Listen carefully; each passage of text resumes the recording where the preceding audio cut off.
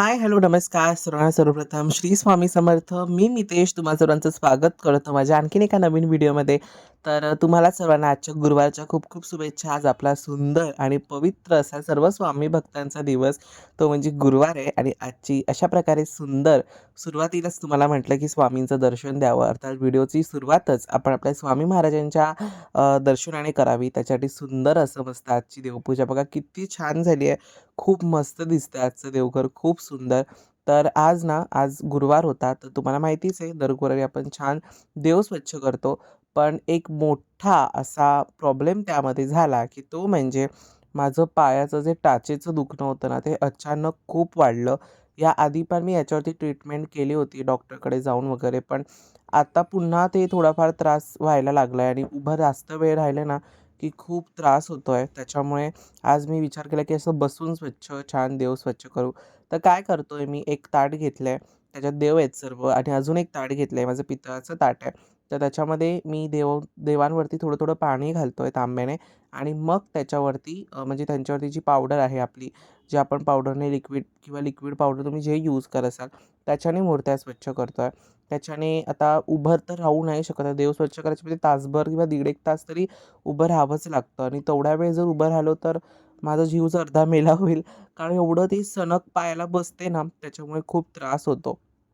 तर म्हणून मग मी बसून पूजा केली. बसून काही पायाला वगैरे माझा त्रास होत नाही आहे बसल्यावरती. फक्त जास्त चालल्यावरती आणि जास्त वेळ उभा राहिल्यावरती हा प्रॉब्लेम मला वाटतोय पायाचा. तर त्याच्यामुळे आणि आजपासून तो पुन्हा गुरुवारपासूनच म्हणजे गुरुवारच्या शुभमुहूर्तावरती तो दुखायला सुरुवात झाला तर त्याच्यामुळे आता मी अशा प्रकारे आजचे देव उजळवतोय. म्हणजे आता माझ्या घरी कोण असं हेल्पिंग हँडसुद्धा नाही आहे, की कोण मला मदत करेल देवपूजेदरम्यान. कारण सगळे वर्किंग असतात. त्याच्यामुळे तुम्हाला ह्या गोष्टीचं तर तुम्हाला सर्वांना पुढे समजेलच. पुढे मी सगळं सांगितलेलंच आहे, की कसा काय प्रॉब्लेम आहे वगैरे.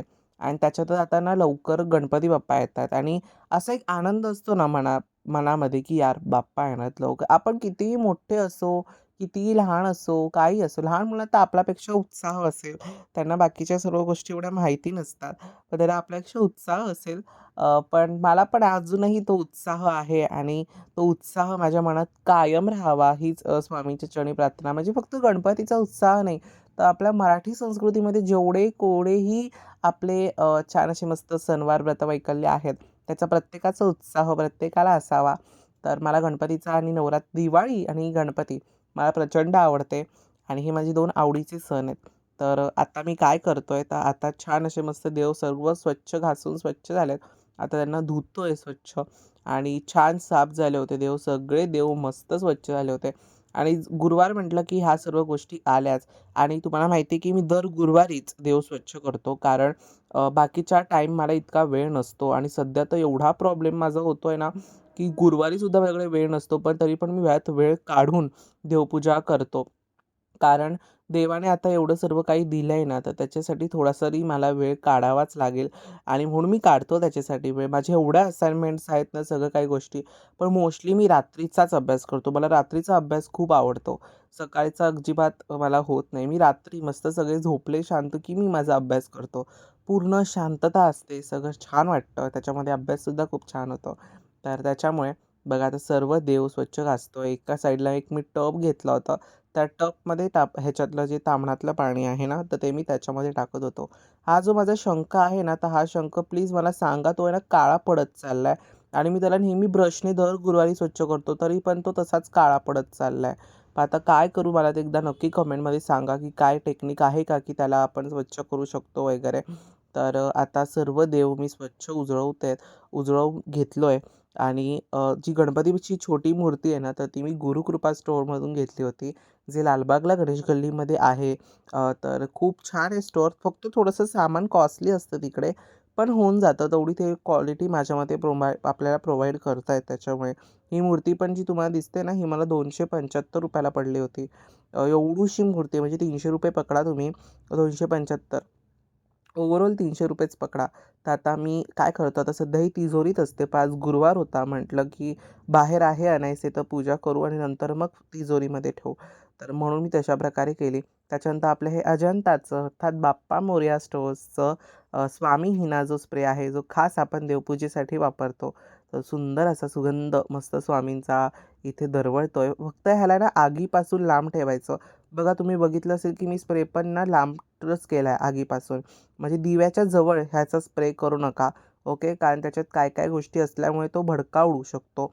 अगदी जपून ही गोष्ट करा. लहान मुलांनी तर हे यूजच करू नका. जर मोठे असतील त्यांनीच यूज करा. लहान मुलांच्या हातीसुद्धा देऊ नका. कारण ते चुकून आगीच्या इथे वगैरे वापरू शकतात त्याच्यामुळे. पण देवपूजेसाठी खूप बेस्ट आहे. मला खूप आवडला आहे हा स्प्रे. तर दक्षता पाळा म्हणजे काही गोष्टी चुकीच्या होणार नाहीत. आणि त्याच्यानंतर हा मनोहर कंपनीचा जो हिना धूप आहे, हिना धूप स्टिक आहे, तो तर एक नंबर आहे. अगदी ह्याच्यापेक्षा भारी मी तर म्हणेन. सुगंध पूर्ण जळेपर्यंत सुगंध त्याचा तसाच्या तसा राहतो आणि अगदी म्हणजे अगदी असं पवित्र आणि खूप छान वाटतं. सिरियसली मला खरंच खूप आवडला. खूप छान आहे हा मनोहर कंपनीचा. ह्याची ना अगरबत्तीसुद्धा येते. तुम्ही सर्व तीसुद्धा वापरू शकता. पण आता मी सध्या स्टिकच घेतली आहे त्याची आणि युजुअली ही कुठे मिळत नाही. ही ना मी अक्कलकोटला आता रिसेंटली गेलो होतो त्यावेळेस ही मी अक्कलकोटला जे समाधी मठ आहे तर तिकडनं घेतलं होतं. वटवृक्ष मंदिराकडे नव्हतं. हे समाधी मठाची इथे छोटी-छोटी दुकानं आहेत ना, तिकडनं आम्ही ते घेतलं होतं. खूप सुंदर आहेत. मला प्रचंड आवडते. तुम्ही सर्वांनी नक्की घ्या. ती खूप छान आहे. आता स्वामीचा पाया वगैरे पडलो, सर्व गोष्टी केल्या आणि मग आता आपला उंबरठा कसा आपण विसरणार नाही का? तर आता उंबरठ्याची पूजा करतोय. तुम्हाला सर्वांना उंबरठ्याच्या तर पूजेचं माहितीच महत्त्व. असेल, की आता मी जेव्हापासून आता माझी आई पहिले हे सर्व गोष्टी करायची. पण आता तीही वर्किंग असते. तर त्याच्यामुळे घरात देवपूजेचा कॉन्ट्रॅक्ट तर माझ्याचकडे आहे. तर ही गोष्ट मीच करतो. तर आजची रांगोळी वगैरे साधीच काढली होती आणि ही माझी उंबरठ्यावर जी पावलं आहेत ना, ती एकदा तुम्हाला मी जवळून दाखवेन. मला विचारलं होतं याआधी, की उंबरठ्याच्या म्हणजे चांदी आपण नकली लावली तर चालत नाहीत का? की चांदीचीच लावायची?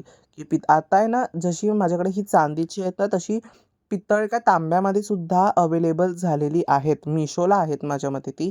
मी तुमच्या सर्वांसोबत त्याची लिंक शेअर करेन. खूप छान आहे. मी ऑर्डर तर केलं नाही अजूनपर्यंत. पण जर तुम्हाला कोणाला हवं असेल तर एकदा ऑर्डर करून बघा. जर नाही आवडलं तर मग तुम्ही रिटर्न मारू शकता, रिटर्न करू शकता. तुमचे पैसे मग तुमच्या अकाउंटमध्ये येऊन जातात. तर आता हे अगरबत्तीचं स्टँड माझं मी शोधत होतो कुठे गेलं. पण ते तिथेच होतं, पुढे दिसलं नव्हतं मला म्हणून. तर आता छान फुलं घातली आहेत. आज पिवळं, त्याच्यानंतर सफेद रंग, त्यानंतर जांभळा रंग असे सगळे रंग मिक्स असे झाले होते. आणि स्वामींची पूजा म्हटलं तर हिना सगळीकडे वापरलं जातं. पण आता इथे उंबरठ्याकडे मी गुलाबाची अगरबत्ती वापरली होती. तीसुद्धा खूप छान आहे, मस्त आहे. सगळ्या गोष्टी खूप सुंदर आहेत आणि खास करून देवपूजेसाठी मी ज्या वस्तू वापरतो ना, त्या नेहमीच खूप चांगल्या क्वालिटीच्या आणि छान असतात.